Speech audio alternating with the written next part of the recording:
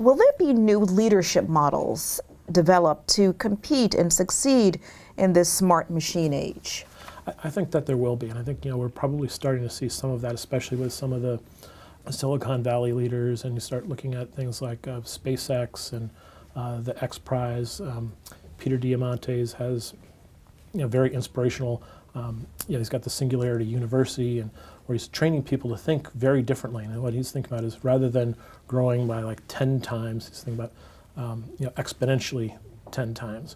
And what does that actually look like? It's just like changing the paradigm of the way that we think about things. So, if you take 10 steps, what does that look like? You can visualize that, but if you take 10 exponential steps, that's much harder to say where is it that you're going to be.